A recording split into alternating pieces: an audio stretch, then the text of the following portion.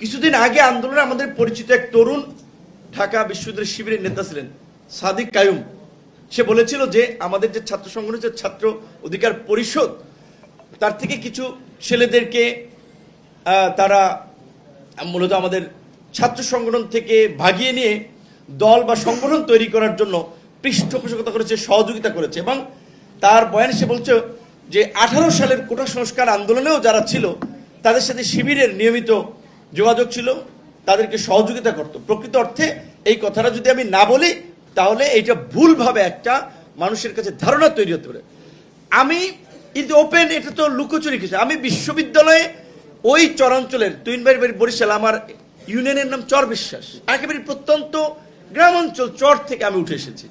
আমার বাবা একেবারেই একজন নিম্নবিত্ত পরিবারের মানুষ।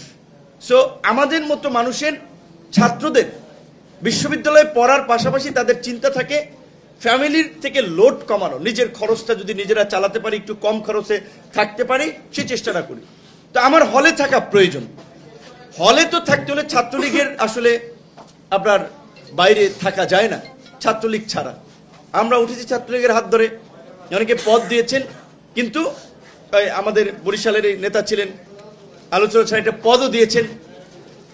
তো ছাত্রলীগের সাথে একটা সম্পৃক্ততা ওই সময় ছিল, কিন্তু ছাত্রলীগের মধ্যে থেকে আবার আন্দোলন করে এই প্রেক্ষাপট আমরা তৈরি করেছি। কিন্তু শিবিরের সাথে কার্যত আমার ওইভাবে যোগাযোগ ছিল না। হয়তো আমার অন্য সহকর্মী একজনকে চিনতে পারেন। সো এটি একটা ভুল ব্যাখ্যা হবে যখন বলা হচ্ছে যে আমাদেরকে সাপোর্ট করতো। আবার এই আন্দোলনের সময় আমরা দেখেছি আপনার এখন আন্দোলনের পরে যেভাবে বিভিন্ন রাজনৈতিক দল সংগঠনের মধ্যে ক্রেডিট নিয়ে একটা বিতর্ক হচ্ছে, এইটা আসলে আরেকটা আমাদের কাছে দৃষ্টিকটু মনে হয়েছে। তো আমাদের অনুরোধ থাকবে আন্দোলনের, অবশ্যই সাকিব ভাই বলছে যে সমস্ত অংশীজনদের একটা ভূমিকা আছে, কন্ট্রিবিউশন আছে। আমরা প্রত্যেকের কন্ট্রিবিউশনকেই স্মরণ করি এবং আমরা চাই আমাদের মধ্যে আন্দোলনের মধ্যে দিয়ে যে ঐক্য, ভ্রাতৃত্ব এবং সংহতি গড়ে উঠেছিল, সেটার মধ্যে দিয়েই সবাই মিলে আগামীর বাংলাদেশে আমরা বিনির্মাণ করব। তার জন্য আমাদের প্রয়োজন জাতীয় নির্বাচন। আশা করি অন্তর্বর্তী সরকার যেহেতু জাতীয় নির্বাচনের একটা সম্ভাব্য তারিখ ঘোষণা করেছে, খুব দ্রুত সময়ের মধ্যেই একটি জাতীয় নির্বাচন অনুষ্ঠিত হবে এবং বাংলাদেশের ইতিহাসে সেই নির্বাচন যেন একটি মডেল নির্বাচন হয়, সেই প্রত্যাশাই থাকবে।